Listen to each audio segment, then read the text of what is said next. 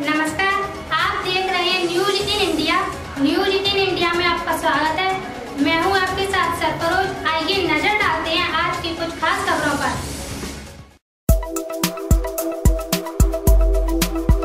जम्मू कश्मीर के श्रीनगर में सुरक्षा बलों ने मुठभेड़ में 2 आतंकी मार गिराए। श्रीनगर के रामबाग में सुरक्षा बलों ने सुबह से 2 आतंकियों को घेर रखा था। आतंकियों में से पाकिस्तान का सैफुल्ला भी शामिल था। दूसरा आतंकी स्थानीय नागरिक बताया जा रहा है। दोनों लश्कर से जुड़े थे। फिलहाल इलाके में सर्च ऑपरेशन जारी है। आईजी कश्मीर विजय कुमार ने बताया कि पाकिस्तान का आतंकी सैफुल्ला के साथ लश्कर-ए-तैयबा से जुड़े एक स्थानीय आतंकी को घेरा गया था। सैफुल्ला सितंबर और हाल ही में नौगाम में सीआरपीएफ पर हुए हमले में शामिल था। इसमें 2 जवान शहीद हो गए थे। दरअसल सुरक्षा बलों को इलाके में 2 आतंकियों के छिपे होने की खबर मिली थी। इसके बाद ऑपरेशन शुरू किया गया।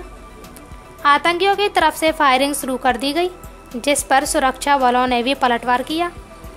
एक अधिकारी ने बताया कि जम्मू कश्मीर पुलिस और सीआरपीएफ की एक संयुक्त टीम को क्षेत्र में आतंकवादियों की उपस्थिति के बारे में इनपुट मिला था। इसके बाद तलाशी अभियान शुरू किया गया। जैसे ही टीमें उस क्षेत्र में पहुंची, उन पर गोलीबारी की गई। इससे पहले शनिवार को कुलगाम और पुलवामा जिलों में सुरक्षा बलों के साथ मुठभेड़ की 2 अलग अलग घटनाओं में 4 आतंकवादी मारे गए थे। उत्तर प्रदेश के हाथरस कांड पर आज इलाहाबाद हाई कोर्ट की लखनऊ बेंच में सुनवाई होने वाली है। कड़ी सुरक्षा के बीच पीड़िता का परिवार कोर्ट में पेश होगा। कोर्ट ने सरकार और पुलिस के उन तमाम बड़े अफसरों को भी तलब किया है जिन पर केस में लापरवाही बरतने का आरोप है। सुनवाई में शामिल होने के लिए पीड़ित परिवार हाथरस से कड़ी सुरक्षा के बीच लखनऊ के लिए रवाना हुआ। पीड़ित परिवार के एस्कॉर्ट्स में 6 गाड़ियां हैं। एसडीएम अंजलि गंगवार और सीओ भी पीड़ित परिवार के साथ लखनऊ जा रहे हैं। पीड़ित परिवार सुबह 6 बजे हाथरस से लखनऊ के लिए रवाना हुआ। इससे पहले उन्हें लेने के लिए पुलिस की टीम बुलगड़ी गांव पहुंची थी। हाईकोर्ट में होने वाली सुनवाई में वकील विनोद शाही यूपी सरकार की ओर से पक्ष रखेंगे। इलाहाबाद हाई कोर्ट की लखनऊ बेंच में सुनवाई 2:30 बजे शुरू होगी। आपको बता दें कि इलाहाबाद हाई कोर्ट की लखनऊ बेंच ने 1 अक्टूबर का घटना का स्वतः संज्ञान लिया था। हाई कोर्ट के दखल के बाद योगी सरकार हरकत में आई और परिवार को सुरक्षा का पहरा दिया गया। परिवार की सुरक्षा में करीब 60 पुलिस वालों की तैनाती की गई और घर के आसपास सीसीटीवी कैमरों का घेरा लगाया गया। इसके साथ ही घर आने जाने वालों पर हर शख्स पर कड़ी नज़र रखी गई।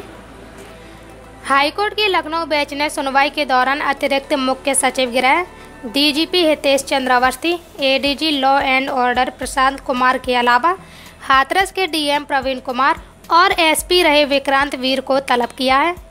हाथरस कांड में जिस तरह से पुलिसिया कार्रवाई पर सवाल उठे हैं, उससे साफ है कि हाथरस पुलिस और योगी सरकार को अदालत में कई तरह के कड़े सवालों का सामना करना होगा। वहीं इस पूरे मामले में केंद्रीय जांच ब्यूरो सीबीआई ने केस दर्ज किया है। साथ ही सीबीआई ने इस मामले में अपनी जांच पड़ताल शुरू कर दी है। सीबीआई ने उत्तर प्रदेश सरकार के अनुरोध पर मामला दर्ज किया है। जांच एजेंसी ने इस सिलसिले में एक टीम गठित की है। हाथरस कांड की जांच अभी तक एसआईटी कर रही थी। 14 सितंबर का सच जानने के लिए एसआईटी ने जब जांच शुरू की तो उसके निशाने पर गांव के 40 लोग थे। गांव के इन 40 लोगों से पूछताछ हो चुकी है। ये 40 लोग वे हैं जो 14 सितंबर को आसपास के खेतों में काम कर रहे थे। इनमें आरोपी और पीड़िता के घर वाले भी शामिल हैं। मैं मजिस्ट्रेट हूँ, एसडीएम हूँ, सीओ साहब है, एस्कॉर्ट है। सुरक्षा प्रॉपर पूरी सुरक्षा की पूरी व्यवस्था की गई है। समुचित सुरक्षा है। अभी हम लोग का कोर्ट जाने का ही है, बाकी जैसा भी निर्देश है। अभी 5 लोग परिवार के सदस्य, हाँ, उनके पिताजी जाएंगे, माताजी जाएंगी, उनके दोनों भाई जाएंगे और भाभी जाएंगे। उत्तर प्रदेश के हमीरपुर जिले में इंसानियत को शर्मसार करने वाली एक घटना सामने आई है। यहाँ मकान का किराया न दे पाने पर मकान मालिक ने अपने बेटे और घर की महिलाओं के साथ मिलकर किराए पर रह रही विधवा महिला के साथ मारपीट की। इसके बाद महिला को पेड़ से बांधकर उसका सामान घर के बाहर फेंक दिया। घटना की जानकारी मिलने पर पुलिस ने पीड़ित महिला को मुक्त कराया। आपको बता दें कि शहर कोतवाली के अंतर्गत जेल तालाब इलाके में रहने वाली शोभा देवी के पति की मौत हो चुकी है। वह भागीरथ प्रजापति के मकान में किराए पर रह रही थी। मेहनत मजदूरी करने वाली शोभा देवी कोरोना काल में काम नहीं मिल पाने की वजह से कई महीनों से मकान मालिक का किराया नहीं दे पा रही थी, जिसके चलते मकान मालिक के घर की महिलाओं ने शोभा देवी को जबरन मकान से निकालकर घर के बाहर पेड़ से बांध दिया। उसकी गृहस्थी का सभी सामान घर से बाहर फेंक दिया। घटना की सूचना पाकर मौके पर पहुंची पुलिस ने शोभा देवी को छुड़ाकर आजाद कराया। एएसपी संतोष कुमार सिंह ने बताया कि पीड़ित महिला की तहरीर पर मामला दर्ज कर लिया गया है। 4 महिलाओं को गिरफ्तार किया गया है। बाकियों की तलाश की जा रही है। आरोपियों पर कठोर कार्रवाई की जाएगी।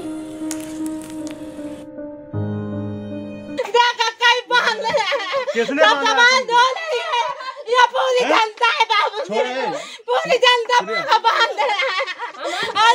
बाबू जी मारवन मोर बाला डाला सब पूरा समाज परेशान। योगी सरकार ने बेसिक शिक्षा परिषद के प्राथमिक विद्यालयों में 31,661 शिक्षकों की नियुक्ति कर दी है। बेसिक शिक्षा विभाग में 59,000 सहायक शिक्षकों में 31,661 पद सुप्रीम कोर्ट में दायर याचिका की परिधि से बाहर थे। सुप्रीम कोर्ट ने बीते 21 मई को दिए गए अपने फैसले में कहा था कि सरकार 59,000 में 31,661 पदों पर नियुक्ति कर सकती है। बीते 19 सितंबर को मुख्यमंत्री योगी आदित्यनाथ ने बेसिक शिक्षा विभाग को 1 हफ्ते के अंदर चयनित शिक्षकों को नियुक्ति पत्र बांटने का आदेश दिया था। बेसिक शिक्षा की अपर मुख्य सचिव रेणुका कुमार ने 24 सितंबर को इस संबंध में आदेश जारी किया था। 30 सितंबर को बेसिक शिक्षा राज्य मंत्री डॉक्टर सतीश चंद्र द्विवेदी ने अफसरों की बैठक करके उन्हें जल्द से जल्द शिक्षकों की नियुक्ति का निर्देश दिया। अब बेसिक शिक्षा परिषद के प्राथमिक स्कूलों में 31,661 शिक्षक भर्ती की जिला आवंटन सूची आ गई है। अभ्यर्थी परिषद की वेबसाइट पर जाकर अपनी नियुक्ति से संबंधित जानकारियां हासिल कर सकते हैं। जल्द ही सभी जिलों में शिक्षकों की नियुक्ति के लिए काउंसलिंग कराने की तारीखों और अन्य दिशा निर्देश भी जारी हो सकते हैं। उत्तर प्रदेश के यशस्वी मुख्यमंत्री श्री योगी आदित्यनाथ जी की सर्वोच्च प्राथमिकता है उत्तर प्रदेश के नौजवानों को रोजगार के अवसर उपलब्ध कराते हुए उत्तर प्रदेश के विकास में उनकी भागीदारी सुनिश्चित करना। और जहां तक शिक्षा विभाग का सवाल है तो माननीय मुख्यमंत्री जी हमेशा इस बात के पक्षधर रहे हैं कि हर स्कूल को सही अनुपात में शिक्षक मिलने चाहिए और गांव, गरीब, मजदूर और वंचित वर्ग के अभिभावकों के बच्चों को भी गुणवत्तापूर्ण शिक्षा प्राप्त होनी चाहिए। इसी को ध्यान में रख करके विगत दिनों बेसिक शिक्षा विभाग ने 69,000 सहायक अध्यापकों की भर्ती प्रक्रिया शुरू की थी। प्रक्रिया माननीय सर्वोच्च न्यायालय में लंबित है, परंतु माननीय मुख्यमंत्री जी की सर्वोच्च प्राथमिकता थी रोजगार उपलब्ध कराना। इसलिए माननीय सर्वोच्च न्यायालय के अंतरिम आदेश का अनुपालन करते हुए 31,227 अभ्यर्थियों की सूची आज जारी कर दी गई है। काउंसलिंग 14 अक्टूबर और 15 अक्टूबर को होगी। उसके पश्चात 16 अक्टूबर को नियुक्ति पत्र जारी कर दिए जाएंगे। मैं उन सभी सफल अभ्यर्थियों को जिनको इस नियुक्ति प्रक्रिया के द्वारा सहायक अध्यापक की भर्ती के नियुक्ति पत्र दिए जाएंगे 16 अक्टूबर को, उनको अपनी ओर से, उत्तर प्रदेश की योगी सरकार की ओर से, बेसिक शिक्षा विभाग की ओर से हार्दिक शुभकामनाएं देता हूं। उनके उज्जवल भविष्य की शुभकामना करता हूं और ये विश्वास व्यक्त करता हूं कि वे न केवल बेसिक शिक्षा विभाग को की गुणवत्तापूर्ण शिक्षा उपलब्ध कराने में बल्कि उत्तर प्रदेश के विकास में अपनी महत्वपूर्ण भूमिका का निर्वहन करें। झांसी के सीपरी बाजार थाना क्षेत्र में राजकीय पॉलिटेक्निक कॉलेज में एक नाबालिग छात्रा के साथ दुष्कर्म की घटना सामने आई है। पीड़िता के साथ एक आरोपी ने दुष्कर्म किया, जबकि 10-12 छात्रों ने उससे मारपीट करके अश्लील वीडियो बनाया। सोशल मीडिया पर वीडियो वायरल करने की धमकी देकर आरोपियों ने लड़की को ब्लैकमेल करके उससे 2,000 रुपए भी ऐंठे। पुलिस ने इस मामले में मुख्य आरोपी समेत 2 अन्य आरोपियों को गिरफ्तार किया है। सभी आरोपी पॉलिटेक्निक के छात्र हैं। झांसी एसएसपी दिनेश कुमार प्रभु के मुताबिक सीपरी बाजार थाना क्षेत्र की एक नाबालिग लड़की के परिजनों ने पुलिस को तहरीर दी। इसके मुताबिक नाबालिग स्कूटी से अपनी एक फ्रेंड के साथ राजकीय पॉलिटेक्निक में किसी से मिलने गई थी। यहाँ 10-12 छात्रों ने लड़की और उसकी दोस्त के साथ मारपीट की। लड़की ने बताया कि आरोपी उसे हॉस्टल में खींच कर ले गए, जहां एक छात्र ने उसके साथ रेप किया। इस दौरान अन्य आरोपी लड़की का अश्लील वीडियो बनाते रहे, फिर वीडियो को सोशल मीडिया में वायरल करने की धमकी देकर उससे 2000 रुपये ऐंठ लिए। एसएसपी ने बताया कि पीड़ित लड़की और उसके परिजनों की तहरीर पर आरोपियों के खिलाफ बलात्कार, लूट, आईटी एक्ट, पॉक्सो समेत कई धाराओं में एफआईआर दर्ज कर ली गई है। 3 आरोपी गिरफ्तार कर लिए गए हैं। जल्द से जल्द घटना में शामिल सभी आरोपियों की गिरफ्तारी की जाएगी। थाना सीपरी बाजार में एक नाबालिग बच्ची एवं उनके परिवार के द्वारा उपस्थित होकर एक तहरीर दिया गया है। एक सरकारी पॉलिटेक्निक कॉलेज के अंदर की घटनास्थल बताया जा रहा है कि वहाँ कॉलेज की 10-12 लड़कों के द्वारा मारपीट करना और पैसे मांगना और वीडियो रिकॉर्ड करना, अश्लील वीडियो रिकॉर्ड करना, एवं उनमें से एक लड़के के द्वारा नाबालिग बच्ची के साथ रेप करना और उसके दोस्त के साथ मारपीट करना एवं अन्य आरोपों में एक तहरीर मिली है। उस तहरीर के आधार पर मुकदमा दर्ज हो गया है, जिसमें बलात्संग एवं लूट और आईटी एक्ट तहत पॉक्सो तक अन्य धाराएं लगाए गए हैं। 10-12 लड़कों की बात आई है, जिसमें से एक लड़कों के नाम यानी एक अक्यूज्ड का नाम प्रकाश में आया है। बाकी वहाँ पे जांच की जा रही है। 3 टीम्स अलग अलग गठित हो गए हैं। जल्द से जल्दी जितने भी इन्वॉल्व लोग हैं उनके खिलाफ गिरफ्तारी की कार्रवाई की जाए। खाते से कितना पैसा निकाला गया उसमें? अभी जो नाबालिग बच्ची के द्वारा ये कहा गया उनसे 2000 रुपये छीना गया है। बैंक से निकालने गए थे पैसे, छीने गए? नहीं, ऑनलाइन ट्रांसैक्ट कराया गया। सर कितने लड़कों के खिलाफ कार्रवाई हुई? तो 10 से 12 लोगों का, जिसमें से एक नामजद एवं अन्य अज्ञात को खिलाफ दिया गया है। बाकी लोगों को प्रकाश में लाके उनके खिलाफ कार्रवाई की जाएगी। ब्लैकमेल करने का तरीका क्या था लड़कों का, लड़की को? नहीं, इनका कहना है कि जो परिवार वालों का कहना है कि वीडियो बना लिया है, वीडियो के ज़रिए ब्लैकमेल किया है और उससे पैसे भी लिया है। तो इस संबंध में पूरी इन्वेस्टिगेशन जारी है, सबूत के आधार पर कार्रवाई की जाए। सर लड़की कहाँ थी उस समय, कैसे लेकर पॉलिटेक्निक लड़के? ये सब इन्वेस्टिगेशन की पार्ट है। किसी से मिलने गई है, मुलाकात के दौरान अन्य लोगों के द्वारा उनको घेर लिया गया है, इस तरह से उनके एलिगेशन है। घटनास्थल जो है सरकारी पॉलिटेक्निक कॉलेज है।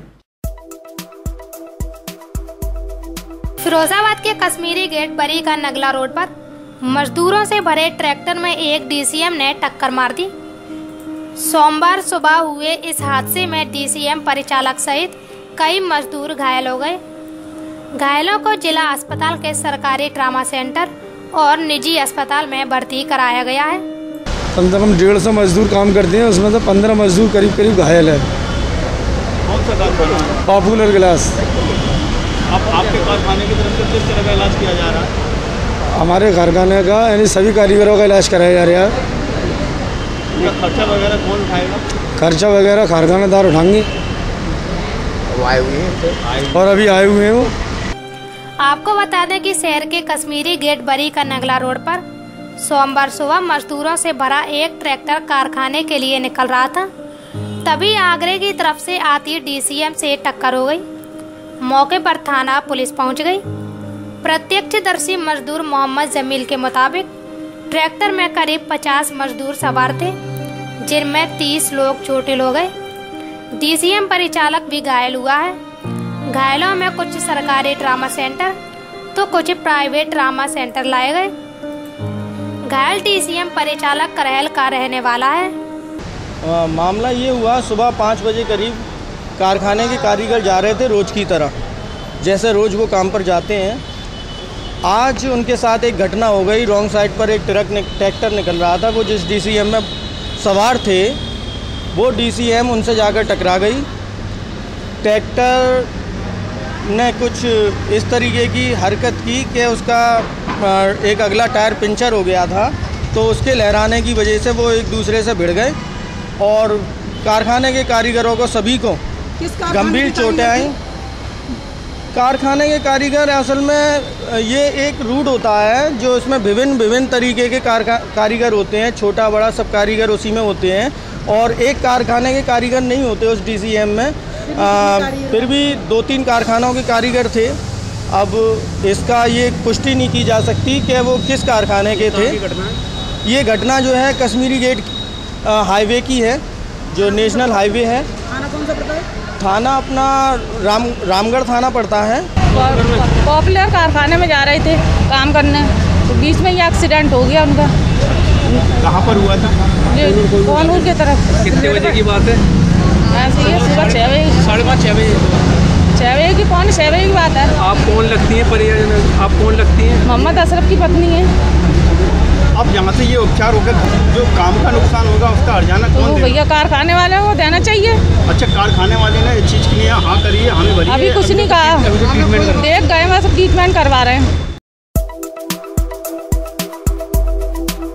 सीमा पर भारतीय सेना के बुनियादी ढांचे को मजबूत करने के लिए रक्षा मंत्री राजनाथ सिंह ने 43 पुलों को देश को समर्पित किया।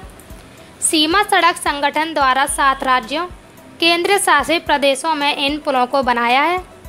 286 करोड़ रुपए की लागत से तैयार इन पुलों का निर्माण हिमाचल प्रदेश, पंजाब, उत्तराखंड, अरुणाचल प्रदेश, सिक्किम और केंद्र शासित प्रदेशों जम्मू कश्मीर और लद्दाख में किया गया है। रक्षा मंत्री ने दिल्ली से वीडियो कॉन्फ्रेंसिंग के जरिए पुलों का लोकार्पण किया। इसके अलावा उन्होंने अरुणाचल प्रदेश में बनने जा रही नीचुफू टनल की भी आधारशिला रखी। चीन के साथ सीमा विवाद के बीच भारत कई महत्वपूर्ण परियोजनाओं पर काम कर रहा है, जिसमें हिमाचल प्रदेश के दारचा को लद्दाख से जोड़ने वाली एक रणनीतिक सड़क शामिल है। इन पुलों का निर्माण रणनीतिक रूप से महत्वपूर्ण क्षेत्रों में किया गया है, जिसकी वजह से सैनिकों और हथियारों की त्वरित आवाजाही सुनिश्चित करने में सशस्त्र बलों की मदद मिलेगी।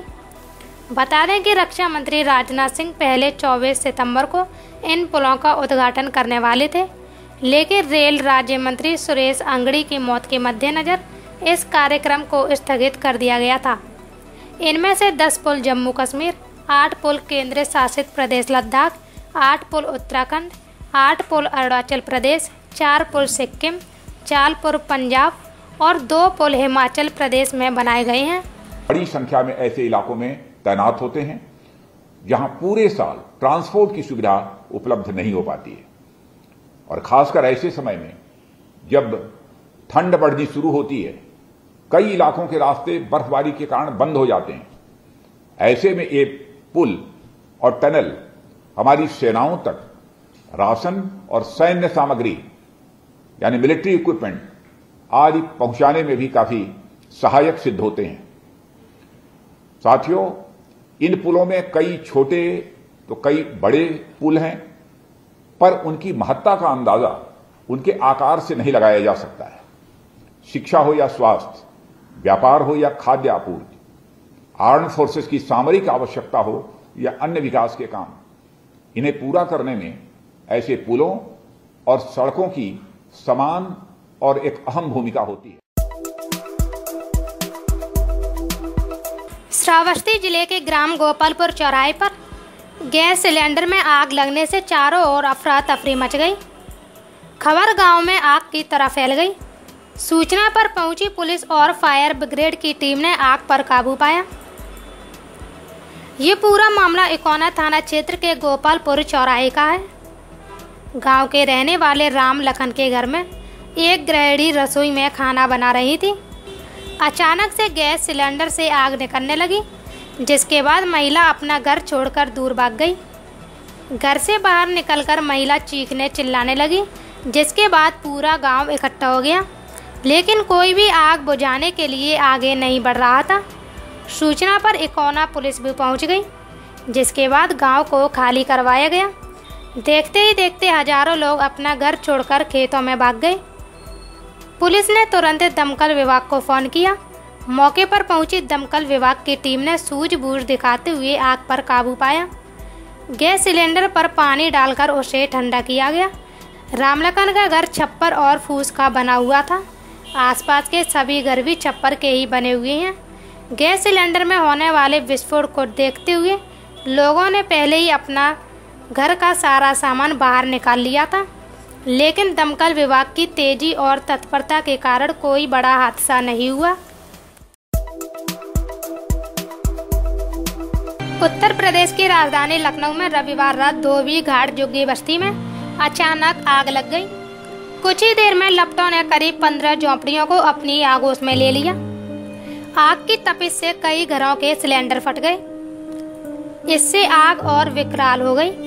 मौके पर पहुंची 10 से ज्यादा फायर ब्रिगेड की गाड़ियों ने आग पर काबू पाया। मौके पर सीएफओ फायर के साथ लखनऊ पुलिस कमिश्नर सुजीत पांडे भी पहुंचे। आपको बता दें कि धोबी घाट पर 40 वर्षों से करीब 200 परिवार झोपड़ी बनाकर रहते हैं। रविवार रात आग कैसे लगी इसका कारण अभी तक स्पष्ट नहीं हो पाया है, लेकिन जो नुकसान हुआ है इसकी भरपाई होना मुश्किल है। स्थानीय लोगों का कहना है कि मौके पर पहुंची दमकल की गाड़ी और स्थानीय पुलिस ने 1 दर्जन से ज्यादा दमकल की गाड़ियों की मदद से आग पर काबू पाया। किसी जनहानि होने की अभी तक सूचना नहीं मिली है। पुलिस कमिश्नर सुजीत पांडे ने बताया कि फायर ब्रिगेड की गाड़ियों ने लगभग 2 घंटे में आग पर काबू पा लिया। फिलहाल आग में कोई हताहत नहीं हुआ है। वहीं सीएफओ विजय कुमार का कहना है कि हमें रात करीब 1:30 बजे आग लगने की सूचना मिली। फायर ब्रिगेड की 4 गाड़ियां चौक से मौके पर पहुंची, लेकिन आग भीषण थी, इसलिए 4 गाड़ी हजरतगंज से 3 गाड़ी इंदिरा नगर से मंगानी पड़ी। आग लगने के कारणों की जांच की जा रही है। देखिए किस तरह से लगी है इसको तो अब जांच का विषय है। अब इसके बुझा रहे हैं, आप लोग देख चुके हैं कि ऑलमोस्ट आग बुझ चुकी है। बुझाने के बाद अब जांच की जाएगी कि संभवतः ऐसा लग रहा है प्रथम दृष्टया है कि हो सकता है कोई शॉर्ट सर्किट या इसकी वजह से आग लगी हुई है। जी देखिए गाड़ियाँ टोटल हम लोगों ने 11 गाड़ियाँ मौके पर रवाना की हुई थी। टोटल यहाँ पहुँच गई हैं, जिसमें से 3 गाड़ी हमारी चौक की है, कुछ गंज की हजरतगंज से है, इंदिरा नगर फायर स्टेशन से है, PGI से है और इसके अलावा सरोजी नगर और BKT और आपके आलमबाग से गाड़ियां यहाँ मौके पर रवाना की गई। आग लगने के कितनी देर के बाद गाड़ियां आई हैं? देखिए आग की सूचना लगभग 1:30 की आग की 1:30 बजे की सूचना है। तत्काल जो है क्योंकि चौक फायर स्टेशन के सबसे नज़दीक का एरिया है, तो वहाँ से 4 गाड़ियाँ एक साथ रवाना की गई हैं। तो जो भी डिस्टेंस लगा हो, अब मुझे लगता है 10 से 15 मिनट के अंदर सारी गाड़ियाँ। मैनपुरी पुलिस ने मुठभेड़ के दौरान 3 लुटेरों को गिरफ्तार किया है। उनके कब्जे से बोलेरो, 3 तमंचा, लूटी गई हजारों की नकदी बरामद हुई है। 6 दिन पूर्व आगरा लखनऊ एक्सप्रेसवे पर लखनऊ के एक दंपत्ति के साथ लूट की वारदात को इन्हीं के द्वारा अंजाम दिया गया था। SP अजय कुमार पांडे ने बताया कि प्रभारी निरीक्षक शिव कुमार चौहान सोमवार की सुबह क्षेत्र में गश्त पर थे। सुबह करीब 3:30 बजे सूचना मिली कि करीब 6 दिन पूर्व लखनऊ के रहने वाले एक दंपत्ति से लूट की वारदात अंजाम देने वाले लुटेरे नगला अतिराम के पास बोलेरो में देखे गए हैं। सूचना पर प्रभारी निरीक्षक ने पुलिस बल के साथ नगला अतिराम एक्सप्रेसवे पुल के नीचे बोलेरो सवार बदमाशों को घेर लिया। इस पर बदमाशों ने पुलिस टीम पर फायरिंग कर दी। अचानक हुए हमले से संभलते हुए पुलिसकर्मियों ने 3 लुटेरों को गिरफ्तार कर लिया। उनके कब्जे से 3 तमंचा, कारतूस, 1 मोबाइल फ़ोन, करीब 35,000 की नकदी वारदात में प्रयुक्त बोलेरो बरामद हुई है। पूछताछ में पकड़े गए लोगों ने अपना नाम राजकुमार उर्फ बंटू, ब्रकेश कुमार उर्फ राणा और ऋषि यादव बताया है। मुठभेड़ के दौरान 3 साथी भागने में सफल रहे। पुलिस उनकी तलाश में दबिश दे रही है। SP अजय कुमार पांडे ने बताया कि पकड़े गए लुटेरे पहले हाईवे पर कीलें डाल देते थे। जैसे ही गाड़ी पंचर होने के बाद रुकती थी, तभी 6 सदस्यीय गैंग लूट की वारदात को अंजाम देता था। 5 अक्टूबर को लखनऊ के गीता पल्ली आलमबाग निवासी प्रकाश शुक्ला ने रिपोर्ट दर्ज कराई थी। इसमें कहा था कि वह अपने दादा रतांबर मिश्रा, दादी शशि मिश्रा और चालक सुधीर के साथ नोएडा से लखनऊ जा रहे थे। इसी बीच उनकी गाड़ी पंक्चर करके मोबाइल, नकदी लूट ली गई थी। तभी से पुलिस इस गैंग की तलाश कर रही थी। पकड़े गए लुटेरों को जेल भेजा गया है। ये 5/6 अक्टूबर विगत 5/6 अक्टूबर की रात्रि में थाना कराल क्षेत्र में एक्सप्रेसवे पर एक घटना हुई थी, जिसमें लखनऊ निवासी एक व्यक्ति से एक मोबाइल फ़ोन और करीब 35,000 रुपये लूट लिए गए थे। ये दुखद और दुर्भाग्यपूर्ण घटना थी जो कि एक्सप्रेसवे पर घटित हुई थी और कराल क्षेत्र में लगता था। इसमें तत्काल मुकदमा पंजीकृत किया गया था और गिरफ्तारी और बरामदगी के लिए हमारे जनपद की तेज तर्रार टीमें लगाई गई थी। सर्विलांस टीम, स्वाट टीम और थाना प्रभारी कराहल, इस टीम को संयुक्त रूप से सफलता मिली है और इसमें एक बड़ा ही कुख्यात अंतर जनपदीय गैंग प्रकाश में आया है। यह गैंग कुल 6 सदस्यों वाला गैंग है, जिसमें से हमारी टीम ने 3 सदस्यों को, 3 बदमाशों को, लुटेरों को मुठभेड़ में गिरफ्तार कर लिया है। इसमें सरगना भी शामिल है। सरगना बंटू यादव और राम कुमार यादव, ये जसराना कस्बे का मूल निवासी है। इसके साथ ही ऋषि यादव जो झपारा गांव का रहने वाला है, थाना जसराना का, और नगला घनी का रहने वाला है ब्रिकेश उर्फ राणा। ये 3 लुटेरे बदमाशों को गिरफ्तार किया गया है। इनके कब्जे से भारी मात्रा में असलहा कारतूस बरामद होने के साथ ही साथ 5/6 अक्टूबर की रात में जो मोबाइल फ़ोन गायब हुआ था, लूटा गया था, वो मोबाइल फ़ोन बरामद हुआ है और 35,000 रुपये जो लूटे गए थे उसमें से 15,000 रुपये लूट के बरामद हुए हैं। इस गैंग से पूछताछ में बात सामने आई है कि ये गैंग एक्सप्रेसवे पर कीलें गाड़ करके और उसके बाद जो यात्री आते हैं उनके गाड़ियों के टायर पंचर करके फिर उनको लूटपाट करता है और मारपीट करके वहाँ से भाग जाता है। इस तरह का एक कुख्यात और ख़तरनाक गैंग है जिसको बस्ट आउट किया गया है और 3 लोगों को आज जेल भेजा जा रहा है। एक बात और जो इसमें सामने आई है कि इसके 3 और सदस्य, जिसमें एक पवन यादव है, शिकोहाबाद का रहने वाला है, वो फरार है। साथ ही साथ एक बली नाम का आदमी है और उसका एक दोस्त है, वो भी अभी फरार है।